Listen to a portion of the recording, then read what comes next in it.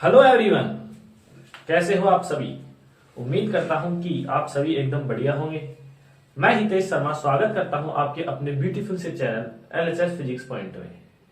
पिछले लेक्चर में हमने देखा कि किस प्रकार बीएससी फर्स्ट ईयर की फिजिक्स को कितनी बुक्स में डिवाइड किया गया है, थोड़ी बहुत सिलेबस की जानकारी दी, कितने कितने मार्क्स के होंगे ये हमने पढ़ा था।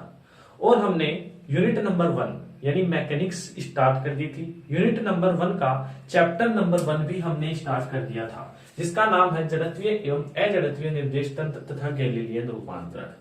इस चैप्टर में जो हमने कल पढ़ा था वो इसी का पार्ट है। ठीक है, आज हम स्टार्ट करेंगे वेरी वेरी इंपॉर्टेंट निर्देश तंत्र। मैं आपको बताना चाहता हूं कि निर्देश तंत्र है वो पूरी मैकेनिक्स बुक्स की एक नींव है। इसको समझना बेहद जरूरी है। इसमें हालांकि आपका थोड़ा बहुत फटा हुआ भी है, 11th 12th में आप फट के भी आए हो, तो वहीं से हम स्टार्ट करेंगे 11th 12th से ही, ताकि आपको ऐसा न लगे कि एकदम से ये अजीब चीज क्या है। ठीक है, बहुत मजा आने वाला है।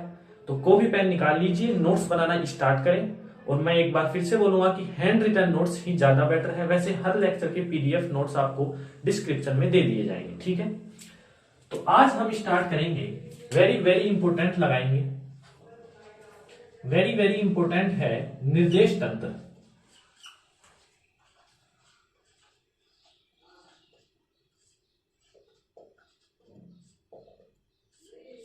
वेरी वेरी इंपोर्टेंट है निर्देश तंत्र। निर्देश तंत्र को यदि मैं बताऊं तो एक स्टेटमेंट आता है इसका, वह निकाय जिसके सापेक्ष किसी भी कण की स्थिति व गति अवस्था का अध्ययन किया जाता है निर्देश तंत्र कहलाता है। पहले मैं स्टेटमेंट लिखता हूं, फिर मैं आपको ये परिभाषा बहुत ही इजी करके देता हूं, आपको आसानी से समझ में आएगा। ठीक है, देखिए स्टेटमेंट क्या है, लिखेंगे वह निकाय, आप भी साथ के साथ लिखते हुए चले, वह निकाय जिसके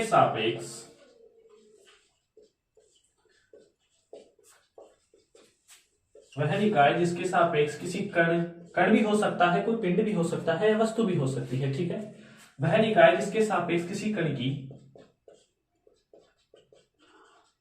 स्थिति व गति अवस्था का अध्ययन किया जाता है, गति अवस्था का अध्ययन किया जाता है,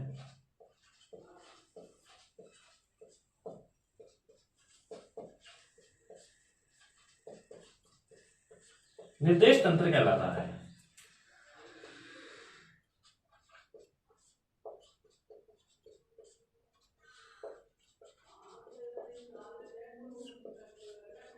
ठीक है, अब ये स्टेटमेंट बिल्कुल आपके लिए इजी होने वाला है। स्टेटमेंट है कि वह निकाय जिसके सापेक्ष किसी कण की स्थिति व गति अवस्था का अध्ययन किया जाता है निर्देश तंत्र कहलाता है। इसको मैं आपको एक एग्जांपल के द्वारा समझाता हूं, फोकस करेंगे।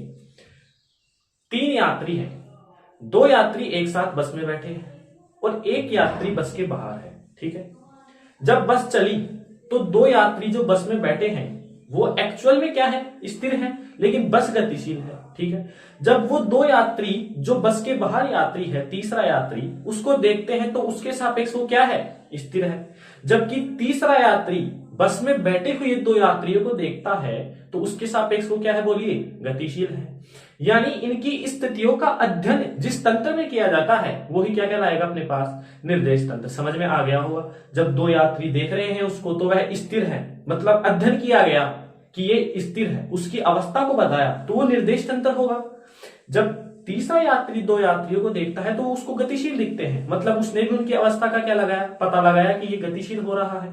तो ये इनका अध्ययन जिस तंत्र में किया जाता है वो निर्देश तंत्र कहलाता है। उम्मीद करता हूं आपको ये समझ में आया होगा। ठीक है, निर्देश तंत्र अपने पास 3 प्रकार के होते हैं। कौन कौन से, देखिए यहां लिखेंगे निर्देश तंत्र 3 प्रकार के होते हैं। निर्देश तंत्र 3 प्रकार के होते हैं। ठीक है, अब मैं आपको बताना चाहता हूं कि एक निर्देश तंत्र आपने 11th 12th में पढ़ रखा है, जिसे हम कार्तीय निर्देश तंत्र बोलते हैं, जिसमें x अक्ष, y अक्ष और z अक्ष आती है। दूसरा है अपना ध्रुवीय निर्देश तंत्र जिसमें आर और थीटा आते हैं, और तीसरा है बेलनीय निर्देश तंत्र। हालांकि बेलनीय निर्देश तंत्र है वो फाइनल की क्लासेस में चलता है, अपने यहाँ काम नहीं आएगा। यहाँ पर अपने मोस्ट इंपोर्टेंट है कार्तीय निर्देश तंत्र। यदि मैं इस चैप्टर के दृष्टिकोण से बात करूं तो सबसे इंपोर्टेंट है कार्तीय निर्देश तंत्र। तो अपन वो पढ़ते हैं। देखिए निर्देश तंत्र 3 प्रकार के होते हैं। पहला निर्देश तंत्र की यदि मैं बात करूं तो वो है कार्तीय निर्देश तंत्र। कार्तीय निर्देश तंत्र, ठीक है। यदि मैं दूसरे निर्देश तंत्र की बात करूं तो आपको पता होगा ध्रुवीय निर्देश तंत्र,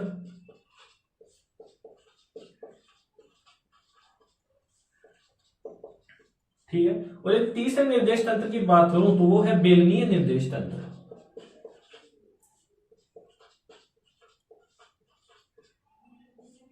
ठीक है। ये 3 निर्देश तंत्र है। कार्तीय निर्देश तंत्र आपका थोड़ा बहुत फटा हुआ है, नहीं भी फटा हुआ है तो बिल्कुल भी ना घबराएं। यदि किसी के 11th 12th में मैकेनिक्स के जो पार्ट है वो वीक है तो बिल्कुल ना घबराएं, उनको पता नहीं चलेगा कि ये कहां से आया है, ठीक है। बिल्कुल जीरो से हम फटाएंगे। देखिए कार्तीय निर्देश तंत्र, ध्रुवीय निर्देश तंत्र और बेलनीय निर्देश तंत्र। वेरी वेरी इंपॉर्टेंट कौन है यहाँ पर? कार्तीय निर्देश तंत्र। तो हम चर्चा करते हैं कार्तीय निर्देश तंत्र की।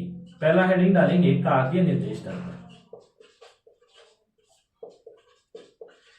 आप चाहे तो इससे पॉइंटों में समझ सकते हैं, ज्यादा बेटर होगा। कार्तीय निर्देश तंत्र का मैं पहला पॉइंट आपको बताऊं, या आप लिख लीजिए ए है। इसका जो ए है वो होता है कि कार्तीय निर्देश तंत्र में 3 अक्ष होती है, एक्स अक्ष, वाई अक्ष और जेड अक्ष, ठीक है। तो हम लिखते हैं कि कार्तीय निर्देश तंत्र में, इस निर्देश तंत्र में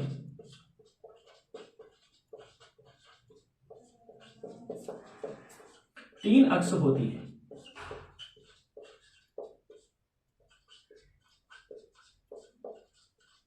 ठीक है। कौन कौन सी होती है?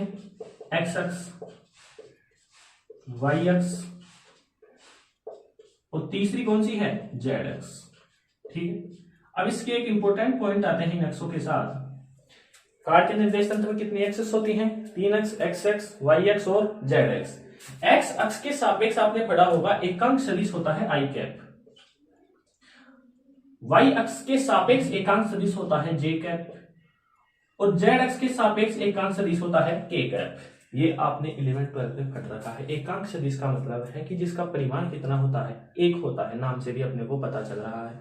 तो हम लिखेंगे कार्तीय निर्देश तंत्र में 3 एक्सिस होती हैं, एक्स अक्ष, वाई अक्ष, जेड अक्ष। एक्स अक्ष के सापेक्ष एकांक सदिश आई कैप होता है, वाई अक्ष के सापेक्ष एकांक सदिश जे कैप होता है, और जेड अक्ष के सापेक्ष एकांक सदिश के कैप होता है। नोट करें। आप चाहे तो आप अपने हाथों से नोट्स बना सकते हैं तुरंत, तो यहां तक अपने पास नोट करें, ठीक है। बिता दें, चलिए।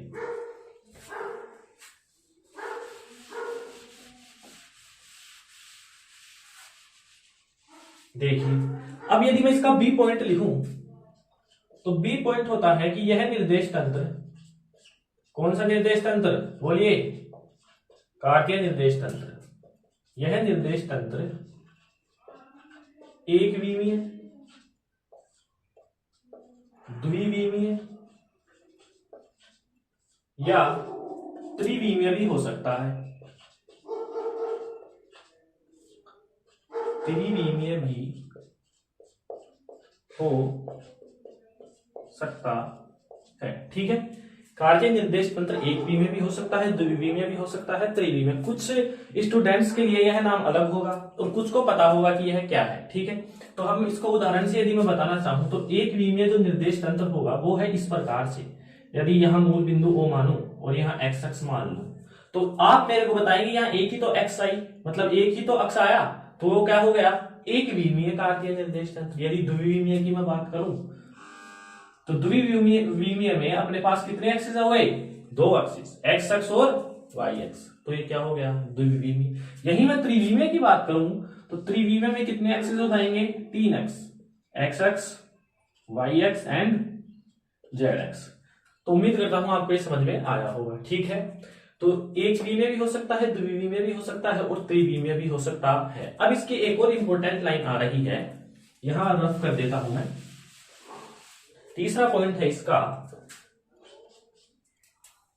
कार्तीय निर्देश तंत्र में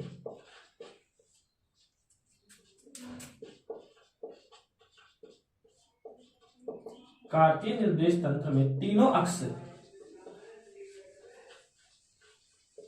एक दूसरे के परपेंडिकुलर होती है,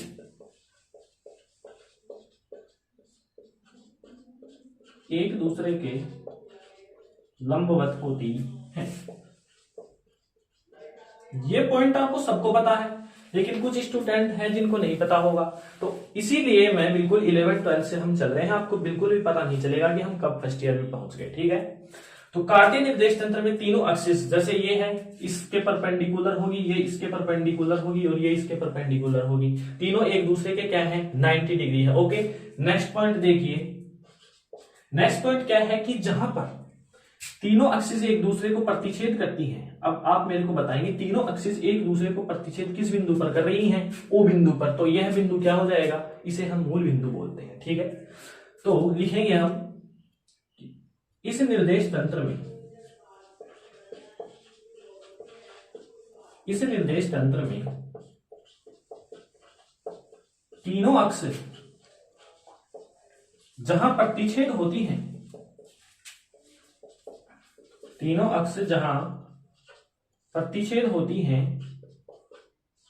वो ओरिजिन कहलाता है।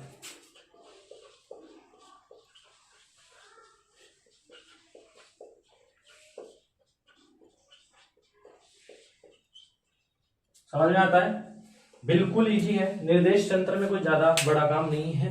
दोबारा से मैं रिकैप करूं फटाफट से, 3 निर्देश तंत्र होंगे, कार्तीय निर्देश तंत्र, ध्रुवीय, बेलनीय। यहां हम इंपोर्टेंट कार्तीय निर्देश तंत्र है इस चैप्टर में, तो हम पढ़ेंगे कार्तीय निर्देश तंत्र, उसके बेसिक से हम पॉइंट देख रहे हैं। चौथा जो पॉइंट है वो कहता है कि तीनों एक्सिस जहां प्रतिच्छेद कर रही हैं तो वो मूल बिंदु, अपने को पता है मूल बिंदु है। ठीक है, तो ये होता है कार्तीय निर्देश तंत्र के बेसिकली कुछ मतलब पॉइंट होते हैं जो आपको पता होंगे या अब हो जाएंगे, उम्मीद करता हूं आपको अब हो गए होंगे। तो अब अपन नेक्स्ट चलते हैं, कार्तीय निर्देश तंत्र को थोड़ा बड़ा रूप करें तो हम लिखेंगे कि कार्तीय निर्देश तंत्र के प्रकार। तो मुख्यतः कार्तीय निर्देश तंत्र 2 प्रकार के होते हैं, एक तो दक्षिणावर्ती कार्तीय निर्देश तंत्र और एक वामावर्ती कार्तीय निर्देश तंत्र। ये भी आपने यह नाम यदि आज ही सुना है तो डोंट वेरी, ये बिल्कुल आपके लिए मक्खन हो जाएगा। देखिए रफ कर दे, उतारे मिटा देते हैं।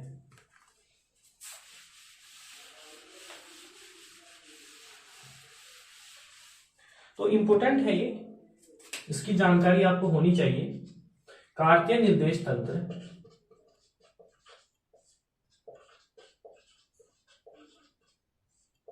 कार्तीय निर्देश तंत्र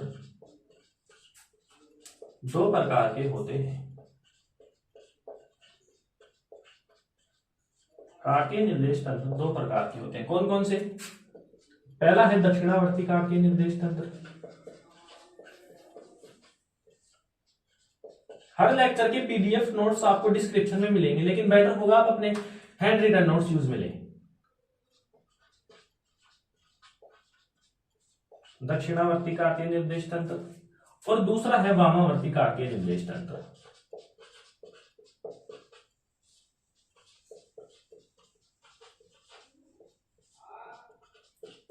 दूसरा है वामावर्ती कार्तीय निर्देश तंत्र। इसको आप बिल्कुल डायग्राम से समझेंगे और डायग्राम समझ में आ गया तो आपको पूरी डेफिनेशन इसकी क्या आ जाएगी, समझ में आ जाएगी। दक्षिणावर्ती निर्देश तंत्र क्या है, इसका डायग्राम बनाते हैं। अभी अभी आपने पढ़ा है, ये किसका उदाहरण है? त्रिविमीय निर्देश तंत्र। ठीक है, ये कौन सा अक्ष है? एक्स अक्ष, ये वाई और ये जेड अक्ष। ठीक है, इनका एकांक सदिश यदि दर्शाना चाहूं तो इधर कितना आ जाएगा आई कैप, इधर कितना आ जाएगा जे कैप और इधर कितना आ जाएगा के कैप। ठीक है, अब यहां मेरे पास कोई बिंदु है पी जिसमें कोई कण रखा है, ये क्या है बोलिए? कोई कण है यहां पर।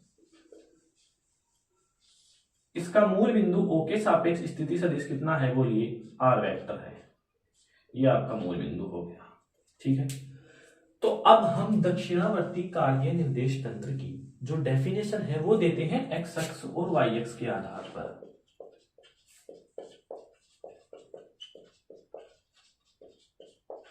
ठीक है, क्यों? क्योंकि जो जेड अक्ष होता है ना वो एयर में होता है, इसको हम शो नहीं कर सकते। ये जो जेड अक्ष है वो इस प्रकार से है, जबकि एक्स अक्ष और वाई अक्ष 2D में होते हैं, मतलब हम इसको समतल में शो कर सकते हैं। तो जहां पर अब इसकी मैं परिभाषा बोल रहा हूं, ऐसा निर्देश तंत्र जिसमें एक्स अक्ष तथा वाई अक्ष कौन सी दिशा में हो, दक्षिण दिशा में है। सही है, समझ में आता है। कौन सी दिशा में है ये, दक्षिण दिशा में, तो ऐसा निर्देश तंत्र क्या कहलाएगा, दक्षिणावर्ती निर्देश तंत्र। अब आप वामावर्ती निर्देश तंत्र की डेफिनेशन आप खुद भी बता सकते हैं। यदि एक्स अक्ष और वाई अक्ष किधर हो जाएंगे बोलिए, उत्तर दिशा में, तो क्या हो जाएगा, वामावर्तीय निर्देश तंत्र। देखिए वामावर्ती निर्देश तंत्र क्या है, मूल बिंदु O, वही अपना जेड एक्स, वाई एक्स और एक्स एक्स, यहां पर कोई बिंदु P है, इसमें कोई कण रखा है, इसका स्थिति सदिश वही आर वेक्टर रहेगा। ठीक है, तो वही अपन एक्स एक्स और वाई एक्स किस दिशा में है, इस बार उत्तर दिशा में है। ठीक है, ये उत्तर दिशा में है, तो ऐसा निर्देश तंत्र जिसमें एक्स एक्स तथा वाई एक्स उत्तर दिशा में हो, वामावर्तीय निर्देश तंत्र कहलाता है। समझ में आया होगा आपके, कोई दिक्कत वाली बात नहीं है, लैंग्वेज आप खुद भी बना सकते हैं यदि आपको डायग्राम समझ में आ गया है तो। एक बार और देख लीजिए, ऐसा निर्देश तंत्र जिसमें एक्स एक्स तथा वाई एक्स दोनों दक्षिण दिशा में होंगे, दक्षिणावर्ती निर्देश तंत्र कहलाता है। ऐसा निर्देश तंत्र जिसमें एक्स एक्स तथा वाई एक्स दोनों उत्तर दिशा में होंगे, क्या कहलाएगा बोलिए, वामावर्तीय निर्देश तंत्र कहलाएगा। समझ में आ गया। ठीक है, आगे चलते हैं, नोट करें, मिटा लें। चलिए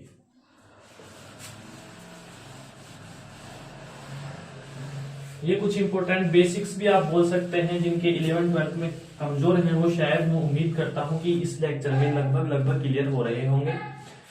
अब हम स्थिति सदिश से जब बात हो रही है तो हम स्थिति सदिश की चर्चा कर लेते हैं। पोजीशन वेक्टर, हालांकि ये 11th में चलता है स्थिति सदिश, क्योंकि ये सब जो चीजें मैं बता रहा हूं वो आगे जाकर एक बड़े टॉपिक का निर्माण करेंगी जिसका नाम है गैलीलियन रूपांतर। वेरी वेरी इंपॉर्टेंट टॉपिक है गैलीलियन रूपांतर, जिसमें ये सभी छोटी छोटी चीजें मिलकर उसका निर्माण करेंगी, तो ये समझना जरूरी है। तो स्थिति सदिश पोजीशन वेक्टर की यदि मैं बात करूं तो कोई बिंदु कण है अपने पास, बिंदु P पर, जिसका मूल बिंदु O के सापेक्ष स्थिति सदिश R वेक्टर है। ये मूल बिंदु O है पर, ये x अक्ष है, ये y अक्ष है और ये कितना है, z अक्ष है। तो इसकी डेफिनेशन क्या देंगे अपन, मूल बिंदु के सापेक्ष किसी कण की स्थिति को व्यक्त करने वाली राशि ही क्या होती है, स्थिति सदिश। तो लिखिए डेफिनेशन, मूल बिंदु के सापेक्ष,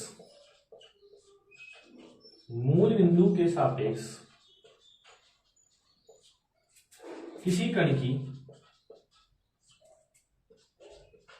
स्थिति को व्यक्त करने वाली राशि, स्थिति को व्यक्त करने वाली राशि क्या कहलाती है बोलिए, स्थिति सदिश कहलाती है।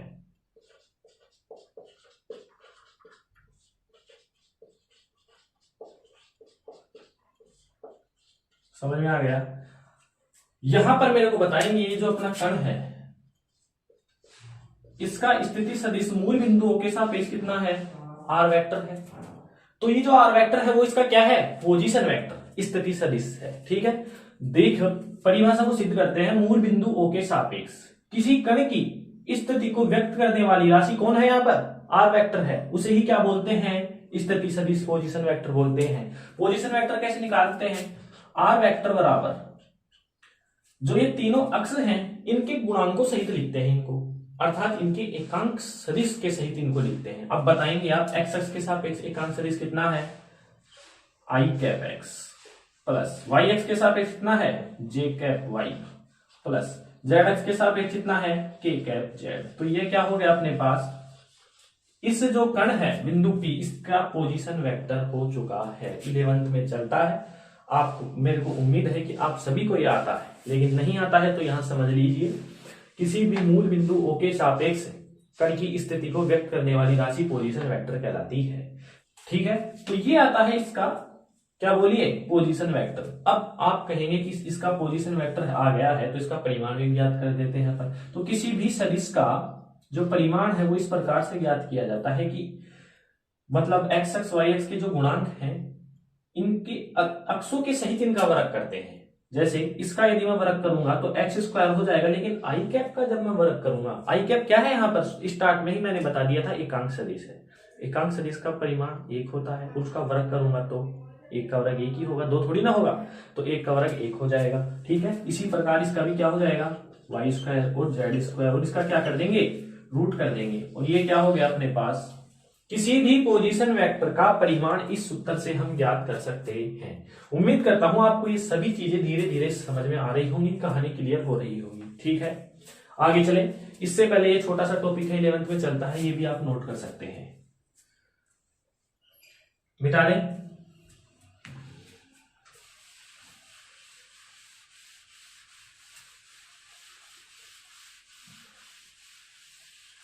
अब आपने 11th 12th में आप महारत हासिल है इस टॉपिक को समझने के लिए। मैं लिख रहा हूं कण का वेग। जैसे ही वेग का नाम आता है आपके दिमाग में तुरंत आता है स्थिति में परिवर्तन की दर की क्या कहलाती है, वेग कहलाती है। ठीक है, पता है आपको स्थिति में परिवर्तन की दर वेग कहलाती है। लेकिन यहां हम क्या पढ़ रहे हैं, निर्देश तंत्र। तो निर्देश तंत्र में वेग का मान किस प्रकार से निकाला जाता है। अभी तक हमने सीधा फॉर्मूला पढ़ा था कि v vector is equal to dx upon dt, या v vector is equal to dr vector upon dt। ये सीधा फॉर्मूला पढ़ा था अपने, ज्यादातर ये पढ़ा था क्योंकि हम ज्यादातर वेग था तो अपने 11 12 में x अक्ष के सापेक्ष निकाला जाता था। लेकिन हम यहाँ r वेक्टर का मतलब क्या है, तीनों अक्ष आएंगे, तीनों अक्ष मिलकर क्या निर्माण करती हैं, निर्देश तंत्र का। तो निर्देश तंत्र में हम कण का वेग निकालेंगे, किस प्रकार से निकलता है, बिल्कुल इजी है। देखिए, निर्देश तंत्र में एक बार मैं स्टेटमेंट लिखता हूं, फिर हम डायग्राम बनाते हैं। माना किसी निर्देश तंत्र में, या माना किसी निर्देश तंत्र में दो कण है,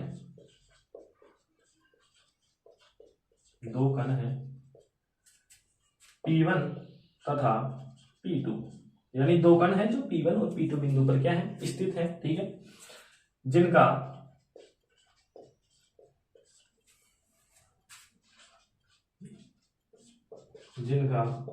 मूल बिंदु O के सापेक्ष,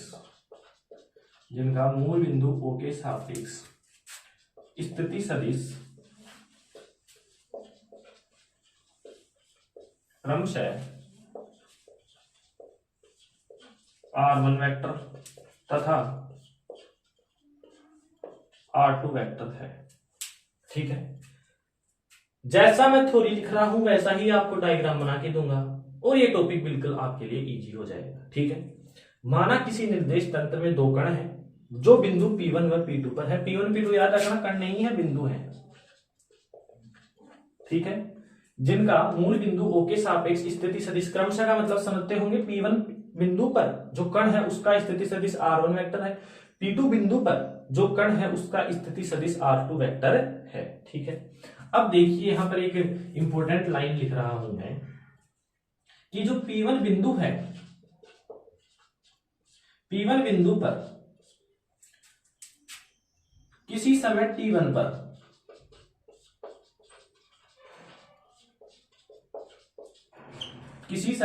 पर स्थिति सदिश R1 वेक्टर है।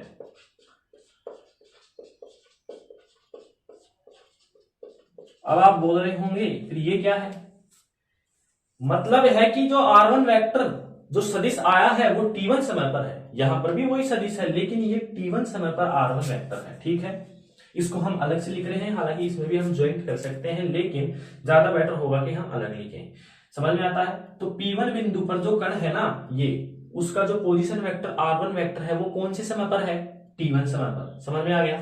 तो आप मेरे को बताएंगे जो P2 बिंदु पर जो कण है उसका जो स्थिति सदिश R2 वेक्टर है वो कौन से समय पर होगा, T2 समय पर। सीधी सी बात है, तो ये भी लिख दीजिए आप। तथा P2 बिंदु पर किसी समय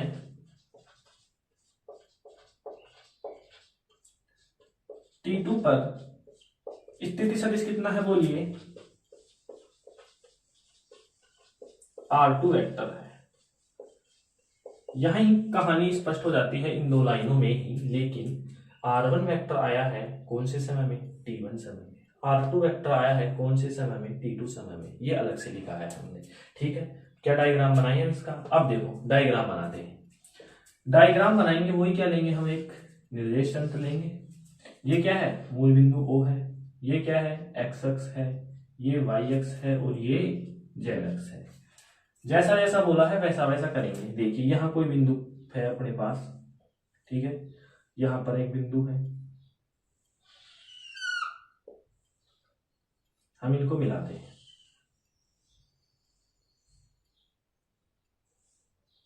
ये बिंदु है P1, ये बिंदु है P2। जैसा जैसा थ्योरी में है मैं वैसा वैसा करता चलूंगा, आप भी देखेंगे।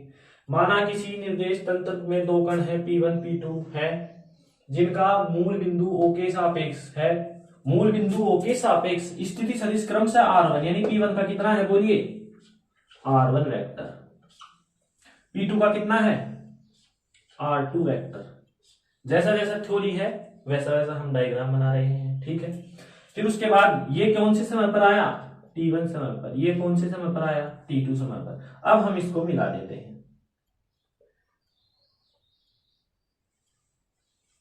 ठीक है, मिला दिया। अब मैं भी आपसे पूछूं तो P1 P2 क्या है, आप तुरंत से जवाब देंगे R2 माइनस R1 या T2 माइनस T1, समय के रूप में बात करूंगा। मैं पूछूं कि P1 P2 का मान क्या है, ये वैल्यू मेरे को फाइंड करनी है। आप डायरेक्टली बोलेंगे कि स्थिति सदिश में तो ये R2 माइनस R1 है, उस समय में T2 माइनस T1 है, लेकिन ये आई कैसे, आपको इसका पता होगा। नहीं पता है तो देखिए कैसे आई। आपने 11th क्लास में पढ़ा होगा त्रिभुज का सदिश नियम, त्रिभुज का सदिश योग नियम। तो हमने 11th-12th में पढ़ा था त्रिभुज का सदिश योग का नियम। अब यहां देखते हैं, मैं एक बार सदिश लगाता हूं यहां पर, ये इस प्रकार से। अब त्रिभुज का सदिश योग का नियम क्या है, देखिए, किन्हीं भी, ध्यान देंगे स्टेटमेंट पर, किन्हीं भी दो क्रमागत भुजाओं का योग तीसरी भुजा के क्या होगा, बराबर होगा। दोबारा देखिए, किन्हीं भी दो क्रमागत भुजाओं का योग तीसरी भुजा के क्या होता है, बराबर होता है। यहां दो क्रमागत भुजाएं कौन कौन सी है, लिख दे क्या, यहां दो क्रमागत भुजाएं हैं OP1 प्लस P1 P2। दो क्रमागत भुजाओं का योग तीसरी भुजा के बराबर, तीसरी भुजा कौन सी बच गई, OP2। OP1 कितनी है, R1 वेक्टर, P1 P2 की तो मेरे को वैल्यू चाहिए, और ये कितनी है, R2 वेक्टर। तो P1 P2 के वेक्टर लगाएं तो ये हो जाएगा अपने पास सदिश है ना, तो P1 P2 पर यदि लगाएं तो R2 माइनस का R1 वेक्टर, ये आ गया। ये इस प्रकार से आता है, त्रिभुज का सदिश नियम इसमें काम करता है। तो इसी प्रकार समय कितना हो जाएगा, T2 माइनस T1। बिल्कुल समझ में आ गया। त्रिभुज का सदिश योग नियम है, बिल्कुल सीधा सा है, दो क्रमागत भुजाओं में लगता है, किन्हीं भी दो क्रमागत भुजाओं का योग तीसरी भुजा के क्या होगा, बराबर होगा। तो ये आपको समझ में आया होगा, ठीक है। तो ये था अपने पास, समय भी इसी प्रकार से आ जाएगा। अब हम देखते हैं कण का वेग, यहां चलते हैं। वेग होता है v vector is equal to स्थिति में परिवर्तन, स्थिति में परिवर्तन अपॉन समय में परिवर्तन।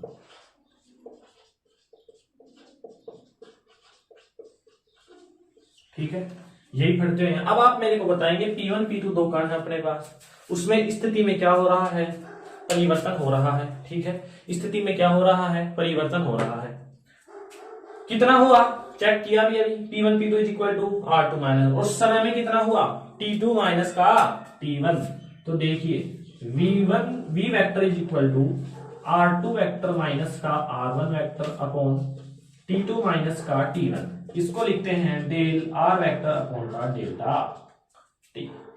यहां पर हम एक चीज करेंगे कि डेल टेंस टू कितना हो बोलिए, 0 हो, तो डेल टेंस टू 0 हो तो v हो जाता है dr वेक्टर अपॉन dt। ये मैं बताऊंगा, यदि डेल टेंस टू 0 हो जाए तो किसी समय विशेष पर जो आपका डेल है वो किस में परिवर्तित हो जाता है, अवकलन में। ये 11th-12th की बातें हैं, समझ में आ गया। तो ये आपका वेग हो गया, जो कि हमने शुरू में ही आपको बता दिया था कि v is equal to dr vector upon dt। अब r वेक्टर है तो इसमें x अक्ष भी आ सकती है, y भी आ सकता है, z भी आ सकता है। यदि मैं इसकी और प्रॉपर्टीज की बात करूं तो वेग एक कैसी राशि होती है, सदिश राशि होती है, वेग सदिश राशि होती है। ठीक है, इसका यदि मैं मात्रक की भी बात करूं तो मीटर प्रति कितना होता है, सेकंड होता है। यदि मैं इसका विमीय सूत्र भी बात करूं, इसका विमीय सूत्र होता है, क्या इस सूत्र में कोई द्रव्यमान आया, बताइए, नहीं आया। तो द्रव्यमान का मान कितना होगा, 0। तो हम जानते हैं विमीय सूत्र में यदि कोई मान 0 आता है तो हम 0 लगाते हैं। क्या इसमें दूरी है, बिल्कुल है, दूरी है इसके अंदर। इससे देखो, इससे बनाते हैं विमीय सूत्र। मीटर मतलब L1, सेकंड T1 है, ऊपर लाऊंगा तो T-1 हो जाएगा। ये इसका क्या है, विमीय सूत्र। ये पूरा उम्मीद करता हूं कि आपको समझ में आया होगा। हालांकि ये सूत्र आपको डायरेक्ट आता है, स्थिति में परिवर्तन की दर वेग कहलाता है। तो किसी भी कण की स्थिति में परिवर्तन ही क्या कहलाएगा, वेग कहलाएगा, जिसको निर्देश तंत्र में हमने इस प्रकार से देखा है। उम्मीद करता हूं आपको समझ में आया होगा। नोट करें, मिटा दें। चलिए, यहां पर अब हम अगले स्टेप पर जा रहे हैं। अगले स्टेप में क्या है, जस्ट इसके पास वाला आ जाए, इसके आगे क्या आता है, कण का त्वरण। अब आप मेरे को बताएंगे, जिस प्रकार से वेग में कौन इंपोर्टेंट होता है, स्थिति, क्योंकि वेग की डेफिनेशन तो फिक्स है। जिन डेफिनेशन फिक्स है कि इसमें स्थिति में परिवर्तन होगा तो ही हम वेग निकालेंगे। भाई कोई भी बाइक है, मान लीजिए आप हैं, आप इस समय टेबल पर बैठे हैं, तो आपका वेग कितना है, 0 है। जैसे ही आपकी पोजीशन चेंज हुआ तो मतलब वेग हुआ, तभी तो पोजीशन चेंज हुआ, या आप ऑटोमेटिक ही चल पड़े, नहीं ना। तो वेग में परिवर्तन ही मतलब स्थिति में परिवर्तन क्या कहलाया, आपका वेग कहलाएगा। ठीक है, यहां जैसे ही त्वरण की बात होती है तो वेग में परिवर्तन हो जाता है। त्वरण की बात आती है तो वेग में परिवर्तन होगा। कोई भी वस्तु है, यदि मैं उस पर बल लगाऊं तो वह नियत वेग से चलेगी। त्वरित कब होगी, जब मैं उस बल का मान बढ़ाऊंगा, यानी उसकी स्थिति में और परिवर्तन करूंगा। तो हम कह सकते हैं कि स्थिति का 2 बार अवकलन करूं तो भी वेग प्राप्त होता है, या मैं वेग में परिवर्तन करूं तो भी वेग त्वरण प्राप्त होता है। स्थिति का 2 बार अवकलन करूंगा मैं तो त्वरण प्राप्त होगा, या वेग का 1 बार अवकलन करूं तो भी मेरे को त्वरण प्राप्त होगा। तो देखिए, जो कण का त्वरण है उसमें क्या लिखेंगे हम, माना कीजिए, अब आप समझ गए होंगे, यहाँ स्थिति की जगह क्या आ जाएगा, इस बार वेग आ जाएगा, क्योंकि अपने को परिवर्तन किस में करना है, वेग में करना है। तो माना किसी निर्देश तंत्र में 2 कण हैं, बिल्कुल 2 कण हैं P1 P2 पर, जिनका मूल बिंदु O के सापेक्ष स्थिति सदिश नहीं आएगा। यहां पर क्या आ जाएंगे, बोलिए, वेग आ जाएगा। क्या आ जाएगा, वेग क्रमशः क्या हो जाएगा, V1 वेक्टर और V2 वेक्टर। ठीक है, P1 बिंदु पर किसी समय T1 पर, अब जो वेग होगा उसका वो भी क्या होगा, T1 समय पर होगा। T1 पर वेग V1 वेक्टर है, तथा T2 पर जो वेग है वो कितना है, V2 वेक्टर है। ठीक है, आपको अलग से लिखना है कहीं, आप अपनी फेयर कॉपी में ऐसा ना कर दें। ठीक है, तो माना किसी निर्देश तंत्र में 2 कण हैं जिनके P1 P2 है, तो जिनका मूल बिंदु O के सापेक्ष वेग क्रम से V1 V2 है। यानी हम कह सकते हैं कि जब वेग की बात आती है तो उसमें प्रधान कौन हो जाता है, स्थिति हो जाती है। जैसे ही हम त्वरण में गए तो उसमें प्रधान कौन होगा, वेग। उसमें स्थिति का कोई लेना देना नहीं है, लेकिन यदि हम स्थिति का 2 बार अवकलन करें तब। ठीक है, तो यहां पर वेग आ गया। अब वही वेग जो V1 है वो बिंदु P1 का है, तो कितना है वो T1 समय पर, ये T2 समय पर है। तो त्रिभुज का सदिश नियम यदि मैं लगाना चाहूं तो त्रिभुज का सदिश नियम, डायग्राम को भी हम बदलते हैं। देखिए, डायग्राम को चेंज करते हैं। डायग्राम को यदि मैं चेंज करूं तो ये जो कण है बिंदु P1 पर, जो कण है उसका वेग कितना है, V1 है, और बिंदु P2 पर जो कण है उसका वेग कितना है, V2 है, जो भी T2 समय पर। तो ये कितना आ जाएगा, वेग कितना आ जाएगा, V2 माइनस का V1 वेक्टर आ जाएगा। ठीक है, इसी प्रकार हम इसमें भी चेंज कर देंगे, त्रिभुज का सदिश नियम से भी वही बात है। तो अपने पास आ जाएगा P1 P2 V2 vector minus का V1 वेक्टर, उस समय वही T2 माइनस का T1 है। ठीक है, अब हम जा रहे हैं त्वरण की बात करते हैं। तो यहां तक थोड़ी डायग्राम वही है, जिसको कण का वेग समझ में आ गया उसको कण का त्वरण भी समझ में आ जाएगा। बस अंतर ये रखना है कि वेग में स्थिति की प्रधानता होती है, जैसे ही त्वरण की बात करते हैं तो उसमें वेग प्रधान हो जाता है। तो वही मैंने, देखिए, 2 कण लिए, जिनका t1 समय पर वेग v1 है और t2 समय पर वेग कितना है v2 है। त्रिभुज का वही सदिश नियम लगाया, दो क्रमागत भुजाओं का योगफल तीसरी भुजा के क्या होगा बराबर होगा, उससे p1 p2 की वैल्यू निकाली v2 माइनस का v1। ठीक है, तो अब हम कण का त्वरण का यदि फॉर्मूला करूं मैं, a vector is equal to क्या होता है वेग में परिवर्तन अपॉन का समय में परिवर्तन। तो वेग में परिवर्तन कितना है v2 वेक्टर माइनस का v1 vector upon t2 minus का t1। तो वही a वेक्टर हो जाएगा डेल v अपॉन का डेल t। यदि डेल टेंस टू कितना हो 0 हो तो डेल किस में बदल जाता है अवकलन में, तो ये क्या हो जाएगा dv वेक्टर अपॉन dt। वही डेफिनेशन अभी जो आपने पढ़ रखी है, वेग में परिवर्तन की दर ही क्या कहलाती है त्वरण कहलाती है। ठीक है, वेग में परिवर्तन की दर ही क्या कहलाती है त्वरण कहलाती है। तो ये आपका फॉर्मूला आ गया। अब मैं इसका एक रूप और बनाने जा रहा हूं, देखेंगे। मेरे पास फॉर्मूला आया है a vector is equal to dv vector upon का dt। अभी जस्ट हमने पढ़ा है कि v vector is equal to होता है dr वेक्टर अपॉन dt। क्या मैं इसका मान यहां रखूं, यहां इसका मान रख के देखते हैं तो क्या आ जाएगा d अपॉन का dt dr vector upon dt। ठीक है, a vector is equal to आ जाता है D square R vector upon का dt स्क्वायर, जो कि मैं बार बार बोल रहा है। यदि मैं इस स्थिति में दो बार अवकलन कर दूं तो क्या प्राप्त होगा मेरे पास त्वरण प्राप्त होगा। तो ये अपने पास आ चुका है। ठीक है, तो उम्मीद करता हूं आपको ये समझ में आ रहा होगा। यदि मैं इसके मात्रक की बात करूं, मात्रक क्या हो जाएगा मीटर प्रति सेकंड स्क्वायर। ठीक है, यही मैं विमीय सूत्र की बात करूं तो क्या इसमें मेरे को बताएंगे द्रव्यमान है, द्रव्यमान नहीं है। तो द्रव्यमान नहीं है तो m क्या हो जाएगा 0 हो जाएगा। मीटर दूरी है तो l है, l का कितना मान है 1 है। अब यहां पर समय का मान 2 है। यदि मैं इसको भाग में से ऊपर लेकर आऊं तो माइनस में घात आ जाएंगी, तो t माइनस का 2, ये इसका क्या हो गया विमीय सूत्र। तो ये है आपका कण का त्वरण, कण का वेग हो चुका है, त्वरण हो चुका है, बिल्कुल आपको समझ में आ गया होगा। ये जो कण के वेग और त्वरण है वो निर्देश तंत्र में है।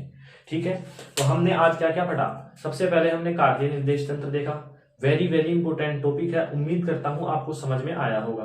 कार्तीय निर्देश तंत्र में तीनों एक्सिस पढ़ी, उनके 5 पॉइंट थे, वो हमने देखे समझे।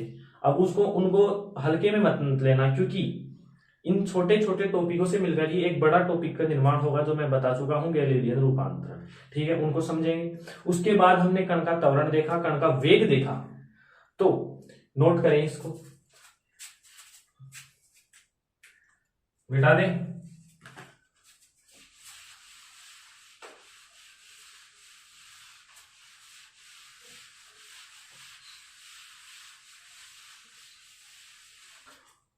तो मैं उम्मीद करता हूं आपको आज का लेक्चर बहुत अच्छा लगा होगा, समझ में आया होगा। तो मिलते हैं एक अगले नए लेक्चर के साथ, जिसमें एक वेरी वेरी इंपॉर्टेंट टॉपिक चलने वाला है जड़त्वीय एवं अजड़त्वीय निर्देश तंत्र। शायद आपको चैप्टर में दिख रहा होगा कि जड़त्वीय एवं अजड़त्वीय निर्देश तंत्र वेरी वेरी इंपॉर्टेंट है। अब तक के जो हमने पढ़ा है वो बेसिक्स है, उनके बिना हम नहीं जा सकते थे आगे। वो लगभग आपके क्लियर हो गए हैं। जिनके 11 12 में वीक थे वो भी शायद अब मैं क्लियर करा दिया हूं, तो उनके भी क्लियर हो चुके होंगे। ठीक है, तो कल वेरी वेरी इंपॉर्टेंट टॉपिक चलेगा। तो मिलते हैं एक नए लेक्चर के साथ, नए जोश के साथ। तब तक आप पढ़ाई करते रहें। All the very best.